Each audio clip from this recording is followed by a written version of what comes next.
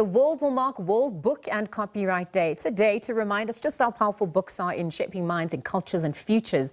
And so today we're joined by an incredible organization, making sure that the love for reading and writing is well alive, especially in communities where books aren't always easy to come by.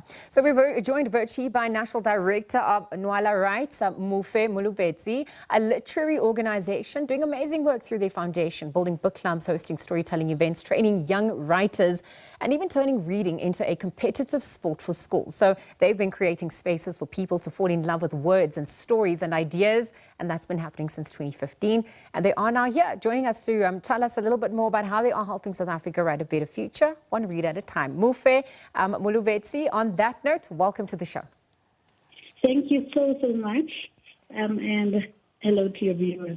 Well, thank you very much for joining us and for the amazing work that you have been doing. And I think let's just delve into the core of your mission at this point, because promoting reading and writing is urgently needed in South Africa. Perhaps you can expand a little bit further on that. Well, the promotion of reading and writing is us trying our level best to get our stories out there.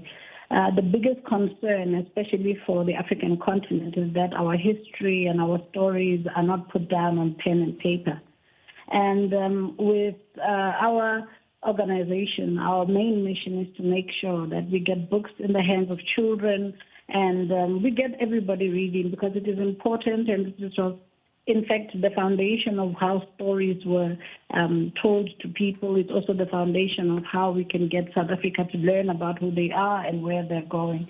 So books have become very, very important. I think the most important thing is the fact that we need to carry stories to the next generation. And books are the way. It's one thing we can't replace, no matter how much we try. Yeah, well, thank you very much for speaking to that. Identity really coming to the fore as well, and just also trying to navigate the future by putting thoughts to paper, as you've spoken to. But accessibility becomes key, even just work that's available in indigenous languages. And I wonder if we could then look at that, your work in rural villages, like a village, a story that really just focuses on storytelling for children, and then also in their language of instruction, given their home language. What are you witnessing in these communities? When we started a village story program, our main aim was to make sure that children fall in love with stories, because that's where reading begins. You get into communities and they've got their own stories, which is beautiful, because we've got older people, our grandmothers and our grandfathers telling stories of how that particular village came to be, the events that happened there. So as we move around with our aim to get stories to children and make them fall in love with the storytelling, you can see the enthusiasm, because sometimes it's the very first time that they experience such an activity. Because we also try our best to also leave them with a book in their hands to say, look, after we have left, you can also try and read some more and move on with this storytelling that we've done. So we encourage the teachers, the people in the village, the book clubs to continue reading the books to the kids. So every storyteller we take with us tries to figure out what is the story in that village, what's the story about, how can we then get the children to be to know the story and to find the enthusiasm in the story. And that is why it's so important that a village story program continues. Yes. Because when you get there, the kids love the storyteller, they want to hear it. And when you give them the book and say, go and read what you just heard, you can see the smiles on their faces. So indigenous languages play a very big part, because you are going into a community that has actually emanates from the indigenous language itself. So the children understand Chivenda when you get to a Chivenda village. And if the storyteller is able to speak to them in the language they understand, it makes the love for story more authentic. And they're able to understand and for meaning, because I think the biggest problem in the country is the fact that we're not reading for meaning. Yeah. And the kids are able to understand their own languages and stories told with their own languages, and they're able to carry that forward. Muofhe, we're going to delve into that point a little further. I just want to stay on the point of representation and inclusivity, because one of your programs, it's called In Women's Words, I mean, that also helps young female writers to create children's content in Indigenous languages. And so in telling multiple, in telling stories from multiple angles, tell us a little bit more about the importance of this. But even just, accessibility in terms of independent publishers and resources on that front, the tax on books. There have been calls for it to be scrapped, but obviously due to business models and perhaps how things operate, that seems like a pipe dream at this juncture. But to help us understand that a little bit further. Yes. When we started out, we worked very closely with the Department of Sports, Arts and Culture, and their appeal to me was, look, we need to get young female writers to appeal a lot more to children, because the girl child has so many responsibilities. We don't really have time. We're taking care of our children. We are cleaning the houses, etc. So we needed to find a hub where we can get together and write stories, our stories. And more than anything, women are nurturers. And this is where language begins, because the mother transfers the language onto the child, teaches the child how to speak, etc., etc.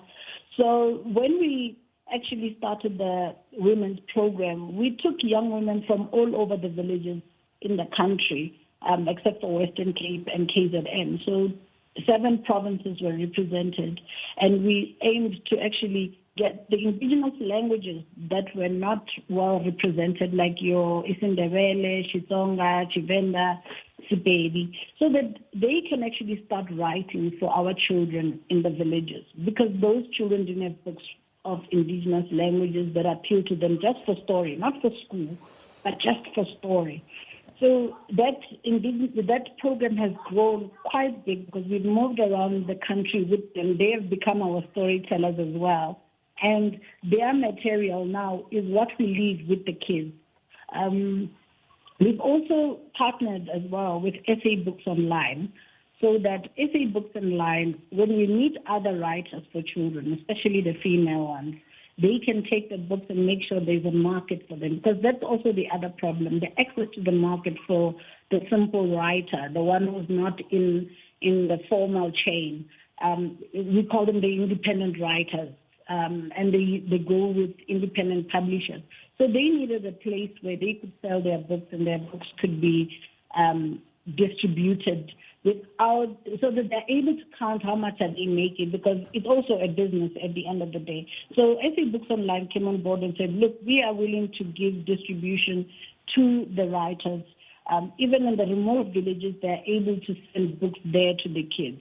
This program has become very big because there are more ladies that came in. We started with 50, and I'm telling you, we have so much access now to different languages. When we started, it was just 4 languages. Then we added isiNdebele, Siswati, even isiZulu came on board as well. And it's growing because it has gained so much momentum. We've even, right now we are still in talks as well with Naliwali, who are coming on and saying, we love what your ladies are doing. Can you come on board and see how we can work together as well, so we can reach the children in the villages as well, the outmost villages, DDD, all the way down to the north, all the way down to the Free State as well. Absolutely. And Muofhe, just as we wrap up, I mean, obviously it's World Book Day, it's Copyright Day. We've seen this digital era that we've entered and the age of social media, attention span. So fostering, that capacity in terms of reading for meaning is going to be rather critical. I'm even just looking at the curriculum itself, works that are available, issues about decolonization of material is also still a big subject matter. Just very quickly, how do you weigh in as we wrap up this chat? 30 seconds or so. Yes. Look, the digital era has become one that writers are crying about, because you don't even know who's the authentic writer anymore because of AI and all of this. I've always said to the writers that are under a Village Story program and also the Women's program, I said, there's one thing they can't replace, and they can't replace creativity, and they can't replace concept. So no matter what you do not be afraid of the technology that's coming. Try and find a way to embrace it. Try and find a way to get your work out there. There are many other platforms that have given writers a voice. And when it comes to copyright, I always say to them, please, please, please be careful. The concept is yours. Send it to yourself. Make sure you've got its copyright. Even when you're giving it to the next person to say, please read for me. Because we're in a world where stealing ideas has become so common. And writers are really struggling, trying to find their feet with all the technology that's coming in. We are trying to transition to your audiobooks. And as it is, there are all of these. There are ebooks, there are audiobooks, you name it. Yes. But we should never find ourselves in a place where we don't also adjust to the world order that's coming. Well, we must. Muofhe, yes, I'm going to have to interject there, but thank you for joining us and for weighing in. Absolutely pivotal points that you have made there. Muofhe Mulovhedzi, again, joining us, really just speaking ahead of World Book and Copyright Day. It's happening on the 23rd of April. We live into stories, and so it's important to have those aspects remembered and reflected, because memory has power, and it's important to look at the stories that we choose to remember, the aspects we choose to forget as well, that making us all part of the human experience. So thank you to Muofhe for weighing in.